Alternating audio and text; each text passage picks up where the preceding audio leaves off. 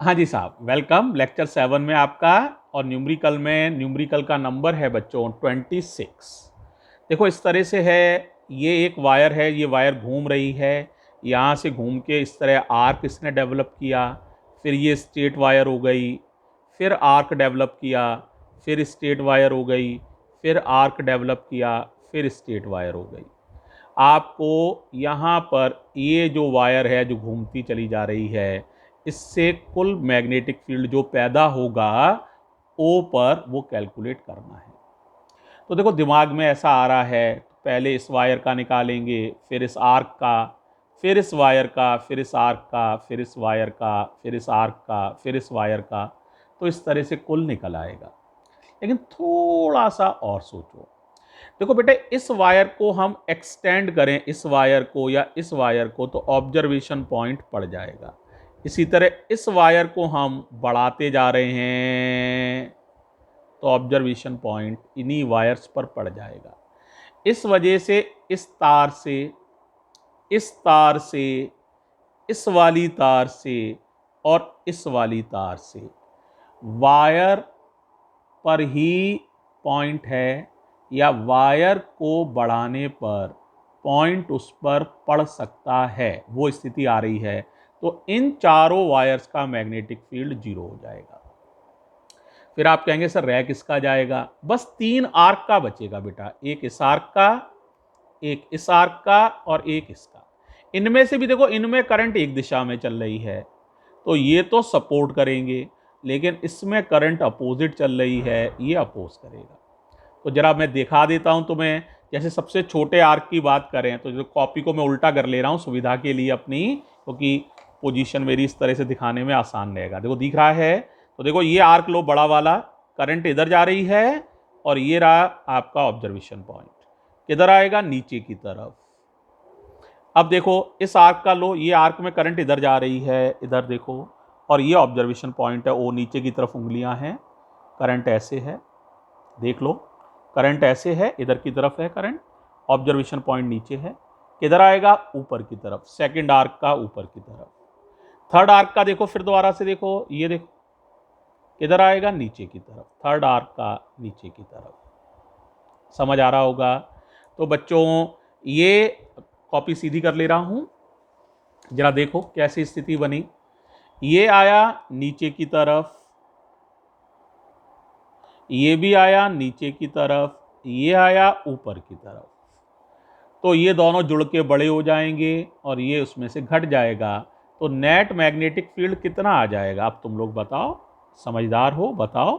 B बराबर, आपको जोड़ना पड़ेगा B1 और B3 को, और घटाना पड़ेगा बीच वाले B2 को। और जो जीता कौन है? ये डाउनवर्ड वाला जीता है, तो डायरेक्शन आएगी डाउनवर्ड, नीचे की तरफ। अब बताओ जरा, मैग्नेटिक फील्ड एक आर्क का कितना होता है? सिखाया था, निकाला था कल, बोलो। Mu naught upon 4 pi I theta upon R, R माने रेडियस। तो पहले ले रहे हैं इस छोटे वाले आर्क के लिए, सबसे छोटे वाले के लिए, तो mu naught upon 4 pi I angle theta, और रेडियस, ये रेडियस है आर, ये रेडियस है R. B3 mu naught upon 4 pi, बहने वाली current I, angle theta, angle सभी का ही थीटा है, सभी थीटा बना रहे हैं, चाहे कोई भी आर्क क्यों ना हो, सेंटर पर बनाया गया एंगल थीटा, और रेडियस 3R, ये रेडियस है 3R। आगे बताओ, बोलो। Minus mu naught upon 4 pi, current I, angle theta और रेडियस 2R। डायरेक्शन तो समझ ही गए, डाउनवर्ड है, लास्ट में लिख दूंगा मैं। क्या कॉमन आ जाएगा बताओ भाई? Answer mu naught upon 4 pi common, I theta common, R common, यहां से मिलेगा 1 प्लस 1/3 माइनस 1/2, डायरेक्शन डाउनवर्ड्स। चलो भाई एलसीएम ले लो यार और हेल्प करो थोड़ी सी। तो mu naught upon 4 pi I theta upon R. LCM बताओ बच्चों कितना आ जाएगा, 3 2 जा 6, तो ऊपर आएगा 6, 3 2 जा 6 तो 2, और 2 3 जा 6 तो 3। देखो 6 और 2 8, 8 में से 3 चला गया 5, तो 5/6 आ जाएगा, तो बी आ जाएगा mu naught upon 4 pi I theta upon R into 5/6। Tesla unit हो गई और डाउनवर्ड्स, ये हो गया बच्चों आंसर। हाँ भाई, ये आर्क वाला अच्छा लगा, ठीक है।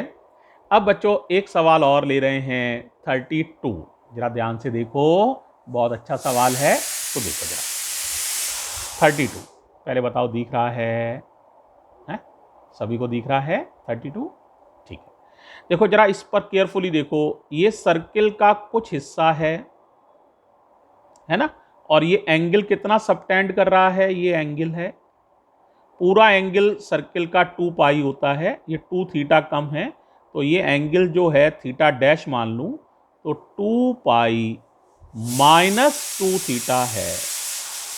कितना है? 2 पाई माइनस 2 थीटा। ये आर्क है जो सर्किल के सेंटर पर एंगल डेवलप कर रहा है, तो ये थीटा डैश की वैल्यू इतनी है। ये एक वायर है फाइनाइट लेंथ का, तो हमें मैग्नेटिक फील्ड निकालना है यहाँ पर। तो मैग्नेटिक फील्ड में कौन कौन हेल्प करेगा? एक तो सर्कुलर आर्क और एक फाइनाइट वायर, ठीक है। तो जरा देखो भाई, दोनों का मैग्नेटिक फील्ड देख रहे हैं। पहले सर्कुलर आर्क का दिखा रहा हूं, डायरेक्शन देखना खाली है। तो देखो जरा, मैंने कॉपी को टिल्ट किया है अपनी सुविधा के लिए, दिख रही है? ये करंट है, ये ऑब्जर्वेशन पॉइंट है। देखो ये करंट है, ये ऑब्जर्वेशन पॉइंट है। किधर आएगा? डाउनवर्ड्स, सर्किल का डाउनवर्ड्स। अब वायर का देखना, वायर में करंट इधर चल रही है, ये घूमती हुई ऐसे आएगी, तो वायर में भी इधर आएगा। जरा देखो, ये करंट है और ये ऑब्जर्वेशन पॉइंट है, तो ये भी डाउनवर्ड्स, यानी दोनों मैग्नेटिक फील्ड ऐड होने हैं। तो B का फॉर्मूला हो जाएगा B1 यानी सर्कल वाला प्लस B वायर वाला, दोनों ही डाउनवर्ड्स हैं तो आंसर भी डाउनवर्ड्स, दोनों डाउनवर्ड्स थे तो ऐड कर दिया है। अब बताओ बेटा, सर्कल वाला मैग्नेटिक फील्ड कितना होता है? बोलो भाई। म्यू नॉट अपॉन 4 पाई अभी लिखा था, आई थीटा अपॉन रेडियस, लेकिन थीटा नहीं, यहां एंगल थीटा से ये कंफ्यूज मत हो जाना, ये वाले थीटा है, तो ये एंगल कितना है? थीटा नहीं है, थीटा डैश है, तो थीटा की जगह थीटा डैश कर लेना। समझ आ गया? सर्कल द्वारा सेंटर पर बनाया गया एंगल थीटा नहीं है, थीटा डैश है। अब वायर का बताओ, वायर का होता है mu naught upon 4 pi I upon perpendicular distance, जिसे ए कहते थे, याद आ रहा है? साइन फाई 1 और प्लस साइन फाई 2। पहले बताओ सारा ध्यान आ रहा है? फॉर्मूले याद आ गए हैं? तो देखो बेटा, थीटा डैश को लेके तो कोई प्रॉब्लम ही नहीं है, ये लिख ही लेंगे यार, कोई ज़्यादा समस्या नहीं लग रही है। फाई 1 की वैल्यू है थीटा, देखो ये फाई 1 है थीटा, तो फाई 1 की वैल्यू है थीटा, और फाई 2 की वैल्यू भी है थीटा। अब समस्या रह गई परपेंडिकुलर डिस्टेंस की, जरा इसको और देख लेते हैं। परपेंडिकुलर डिस्टेंस, तो ये है परपेंडिकुलर डिस्टेंस, देखो थोड़ा गहरा कर दिया है मैंने, ये इसे ए कह ले रहे हैं, क्या नाम दिया? ए निकालना है। तो जरा इस ट्राइंगल में देखो, ए निकाल पाओगे? बोलो कौन सा फॉर्मूला यूज कर लें? कॉस कर लें? तो बताओ जरा, cos theta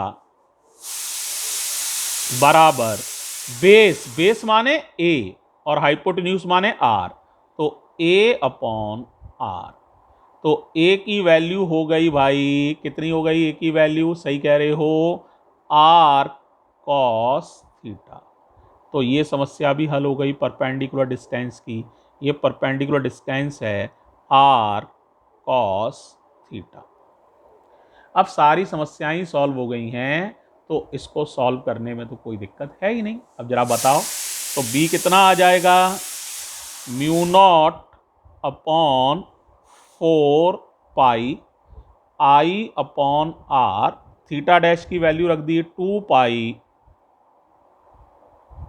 minus 2 theta, mu naught upon 4 pi I upon R cos theta.